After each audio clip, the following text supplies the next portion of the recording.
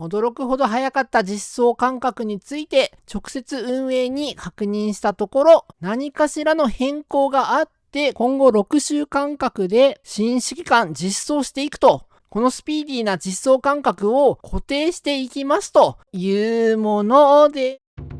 こんぷは大家好，我是プアル。はい、ライズ・オブ・キングダムズ。まずは6月30日のアップデート情報で、新指揮官ペラーヨの実装が発表されました。征服シーズンにいる方は、その性能に期待しないでください。アップデート情報をよく見るとわかりますが、王国開放から5日目にイベントで入手できるとあるので、新サーバー向けの新規レジェンド指揮官、追加ということですね。ランクアップさせるとあるので、エピックペラーヨをレジェンド指揮官に交換するのか、全く別でレジェンドペラーヨの彫像がもらえるのかわからないんだけど、何かしらのイベントで入手できるそうです。シーズン2まで AOE のレジェンド指揮官、馬はねいないし、ピュロス、トトメスと実装されていたので、騎馬、馬の指揮官も実装したということなんでしょうかね。序盤シーズンの馬 AOE はバイバルスのみだったのでいいんじゃないでしょうかね。実戦投入できるくらい集められるかはまた別のこととして、序盤の指揮官が増えるのはいいんじゃないでしょうか。ちらっとね性能を見てみましょう。添付は騎馬、防衛、そしてスキルとありますが、ここは補助が正しいそうです。補助に変わっていると訂正が入っていました。補助ですね。そして AS は怒り1000消費で発動、先ほどちらっと言いました AOE です。3部隊に1000ダメージ、そして3秒間怒り50獲得と、初期のレジェンドとしては普通な印象。そしてスキルには防御 20%、騎馬行軍速度 10% 上昇。これも並ですね。スキル3は防衛時騎馬のヒットポイント 20% 上昇。そしてスキルダメージ 15% 軽減と、序盤ならこれはいい効果じゃないかな。スキル4、騎馬のみの場合、基礎攻撃時 30% の確率で4秒間よだめ 20% 上昇。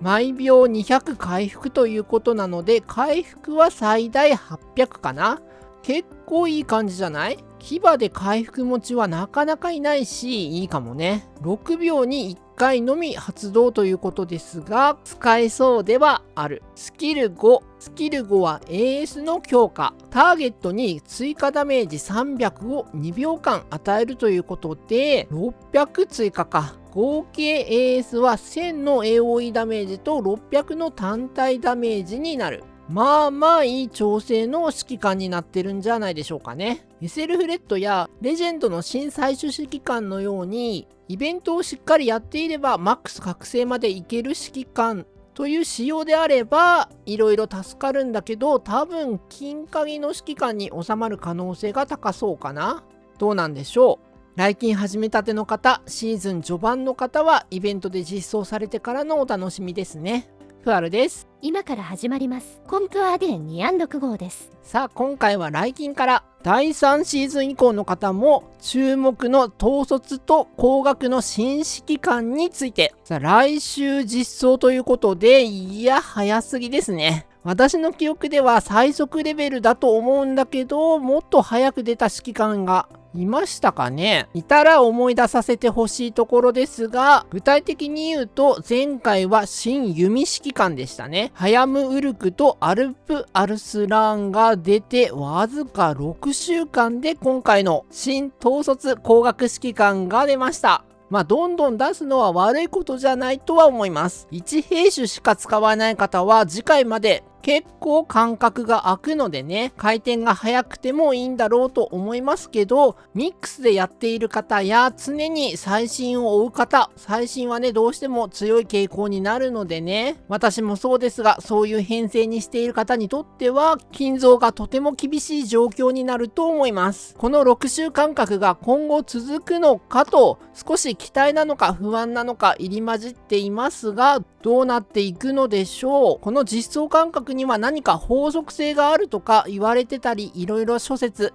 あるようですが、どうなんでしょうね。私には分かりませんが、この短期間の実装を今後ベースにしていくのか、疑問の声がありました。私もね、気になっていたので、今回そこを追求してみました。驚くほど早かった実装間隔について、直接運営に確認したところ、何かしらの変更があって、今後6週間隔で新指揮官実装していくと。このスピーディーな実装間隔を固定していきますというものではないみたいです。運営からの回答はこちら。公式には大体の目標間隔で実装していて変更はない。開発状況やイベントスケジュールなどにより前後する場合があるということのようです。その目標期間については具体的に明言はされていませんが、実際最速は1ヶ月から約3ヶ月前後で実装されているので、なんとなくの中央値、皆さんの予想しているように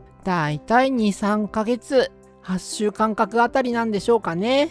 いや、今回のような最速の実装タイミングというのはレアだったし、指揮官の前情報を出してくれるようになっていたから、早い実装の前情報となると、もう出たばっかりの新指揮官実装直後になっていたので、より早い印象だったよね。まだ早ムールクなんて実装の MGE が全部終わってなかったから、皆さんも少し驚いたんじゃないかと思います。私もね、X に情報が出た時はもうさすがに早すぎだろと、早えわと思いましたが、今後も早くするというような方針転換ではなく、前後する想定の範囲内ということなのでしょう。さて、月曜日に判明しましたが、今回の MGE は統率野戦指揮官です。防衛でなければ光学指揮官遠隔がね MGE になっていたんですが、特に決まりがないということなんでしょうか。それとも光学が MGE だと MGE の盛り上がりに欠けると踏んだのかはよくわかりませんが、今回は野戦の統率指揮官が MGE での登場となっています。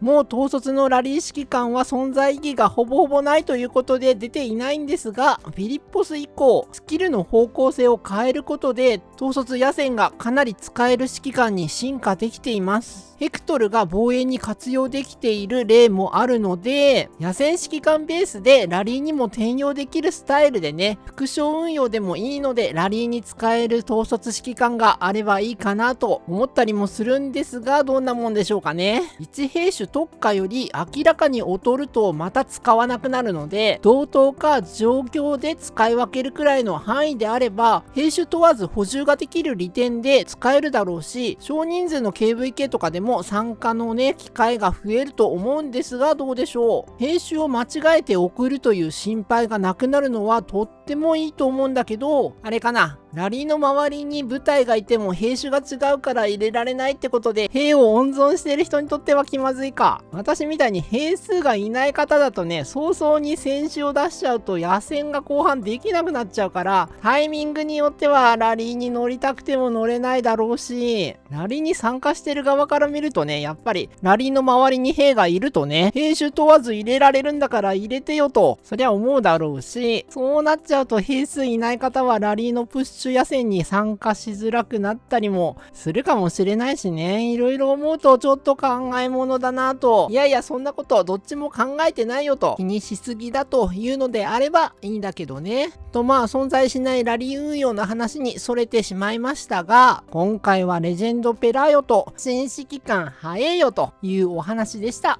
次回は新指揮官の紹介動画、来週実装予定のウェルキンゲリトクス、いけません。ウェルキン